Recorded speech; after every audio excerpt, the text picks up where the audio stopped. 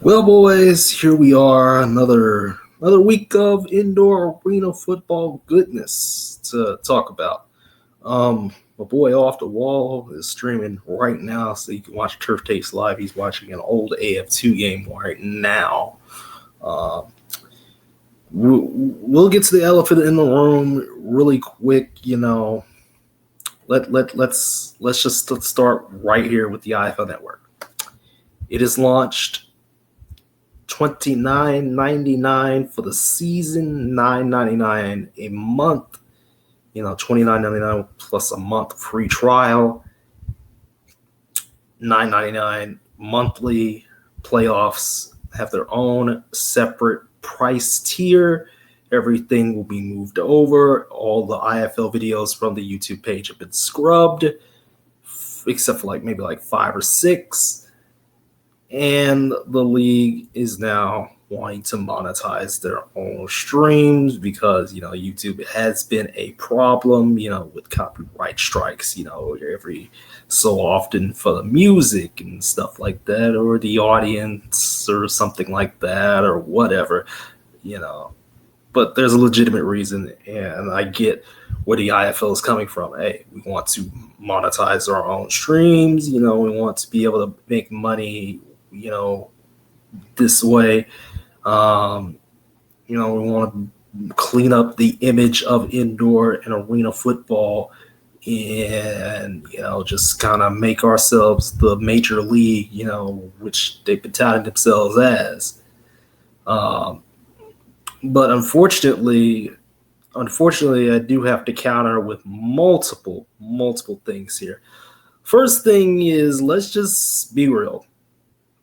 Are we paying for a streaming service with just one league on it? The point that people have been making, you have, Netflix and Peacock and Paramount Plus and Amazon Prime and all that other stuff, you don't think to cancel and yada, yada, yada. There's a big difference between streaming giants and a niche sport trying to establish their own streaming service like they did back in the early 2010s before YouTube. Because again, IFL wasn't always on YouTube. Games, were, behind. They were certainly in the times back then. There was a time where, you had to kind of, just kind of pay for, this separate package and everything like that. It wasn't like a streaming, it isn't like the streaming of today. It was back then, things. Think of like the SEC network, plus, or like all these different regional networks that you had to have, if you were watching, certain teams, from like the SEC or something like that, or like the Big East Digital Network. And I'm thinking of college sports here. But again, it definitely applies.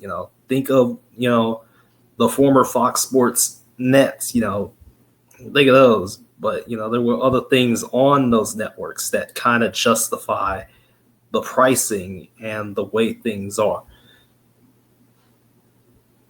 Green Bay's owner said some things that made absolutely no sense. You're not supposed to say that type of stuff. You're just not supposed to be unprofessional about it. Okay, not supposed to be unprofessional about it. Todd Tryon, again, he made those specific points last night with Jim and Bob, but those were last night, and about the positives, and really those are the big positives.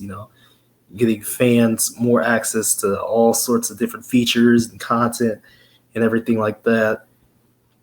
But again, is it worth it for one single league, that has been streaming, on YouTube for like 7-8 years now? For me personally, the answer is absolutely not.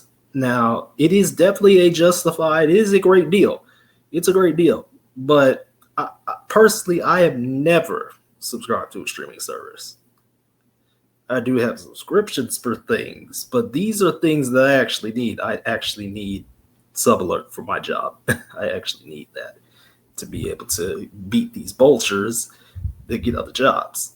But that's just one example. Some apps you do kind of need. There are some apps, that have certain things. Again, my example is just one. Not every app is useful. Do you need stuff like DoorDash every day? No, you do not. You do not need that. Spend your money wisely and spend it elsewhere. But am I paying $30 for just this one league, for this one streaming service? The answer to me is no. The other big thing is this was made just a few days before the season, less than 2 weeks before the season, 8 days, in fact, before the season. This was announced with a AI streaming partner, Viasat, which has an unproven track record. And again, we've seen over the past couple of years how unproven services, just kind of mess things up, if you know what I mean. Stadium was, a thing until it wasn't.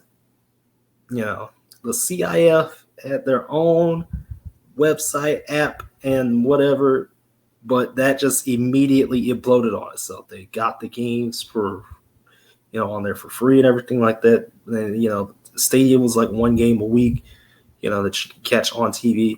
The CBS deal has basically just been the championship games at this point. And I don't see CBS really kind of making that type of, big deal about things, because another thing is the IFL wants to call itself the Major League of Indoor Football, yet it does not do enough to justify. It does not do enough.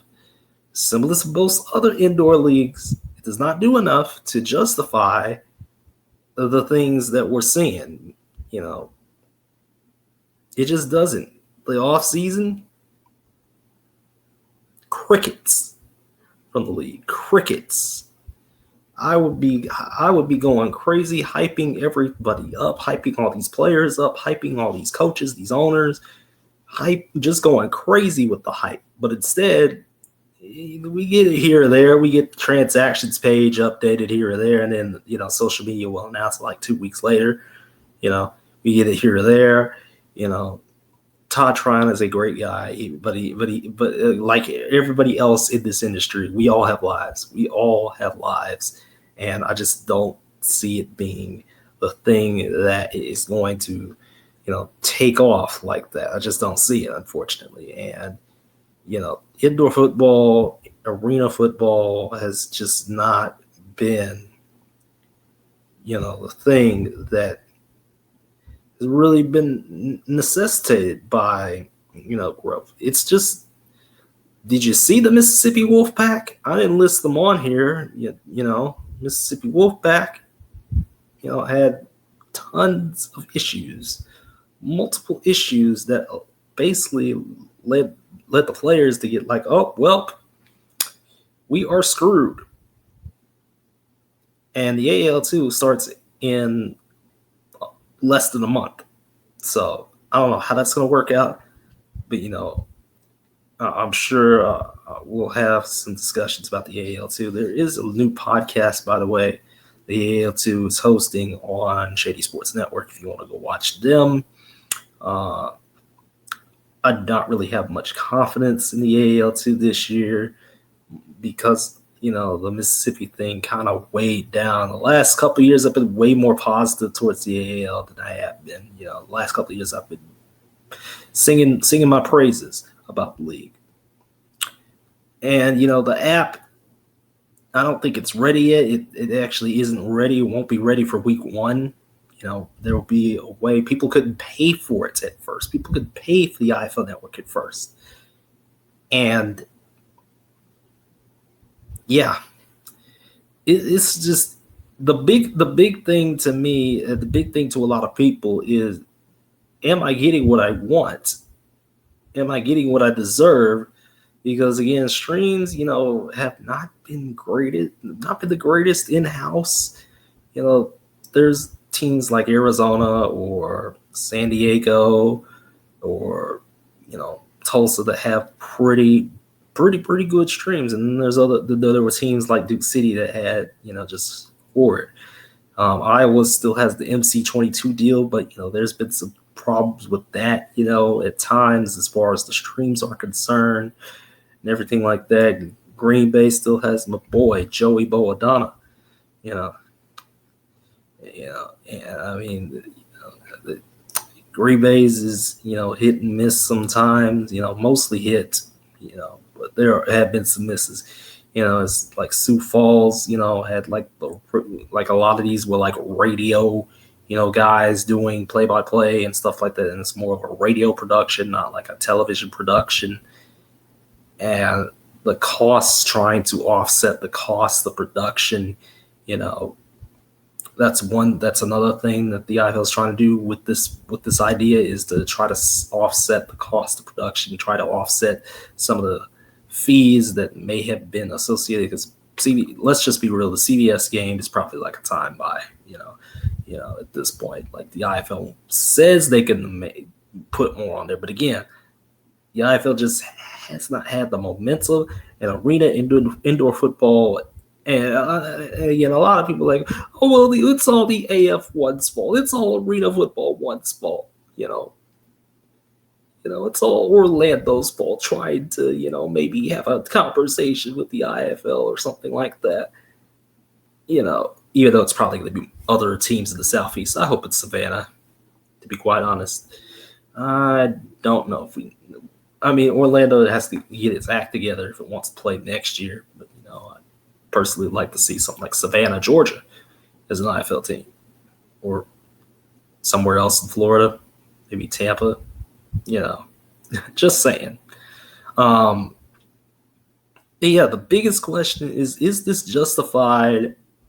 Is this deserved for what the league is currently putting out right now? That's the biggest question.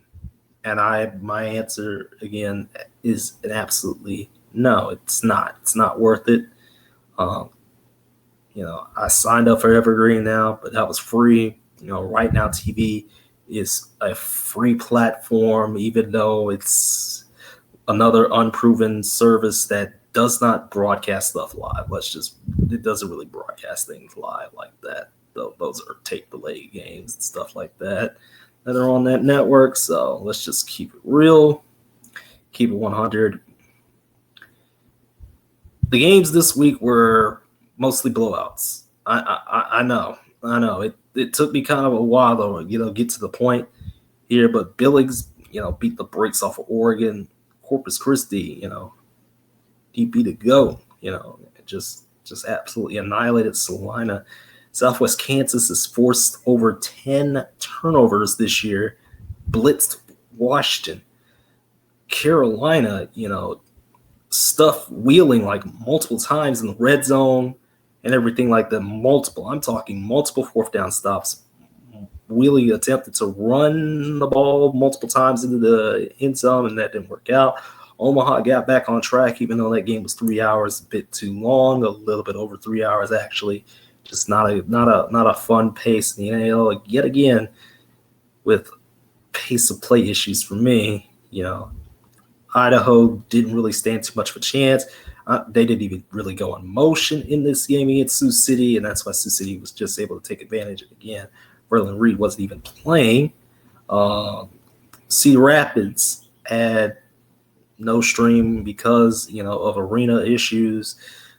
West Michigan easily took care of business against the Michigan Avengers, who, remember, the Michigan Avengers won the Great Lakes Arena Football Championship this past season.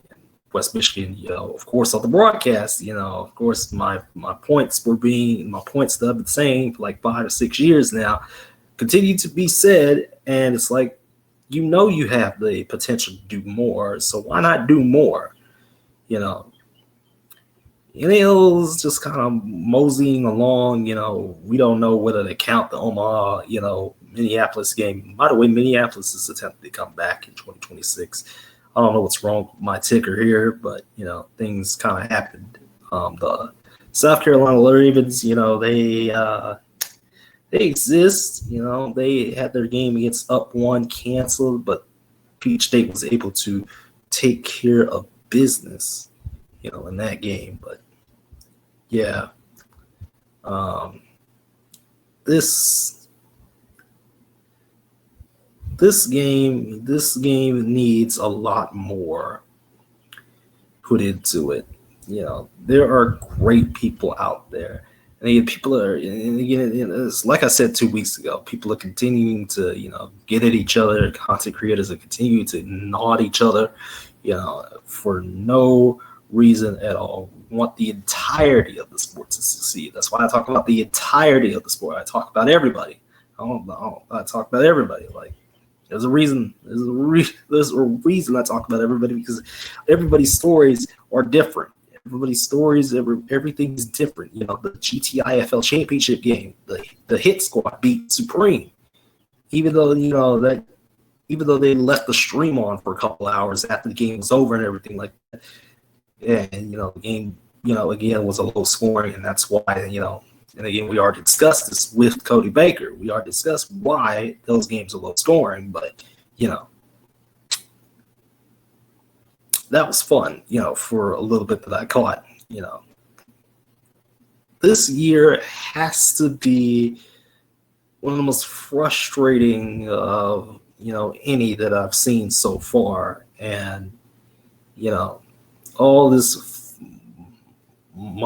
fear mongering, well, the AF1 stole my car and tried to take the tires and, everything like that in between. And it's like, guys, there's a reason the AF1 is on Vice, because they were able to, use the branding of arena football, even though the branding is kind of dead, and that's why it's on Vice. It's not on something major like TNT. It's on Vice. Who watches Vice? Not very many people. Let's just keep it real. Even in the day of, streaming trying to take over cable completely, nobody's really watching Vice. Let's just keep that 110%. Nobody's really watching that network, unless unless you're like me or a few others that are like, yeah, I'm tapped in. Will I buy the IFL Network again? Probably not. I might. It depends. Again, things have to, get better in order for, that to be justified, but it's not justified for me right now. And if you made the purchase, good for you. You get to see how everything's going in motion right now. But again, like I said, I think the IFL Network, is a good idea in theory. It is a good idea in theory, but the execution so far has just been terrible, similar to how the IFL continues to not make any sustainable momentum go upward in the offseason. So that's it from me. That's all I got. I'm out. Again, Southwest Kansas defense is legit. My God.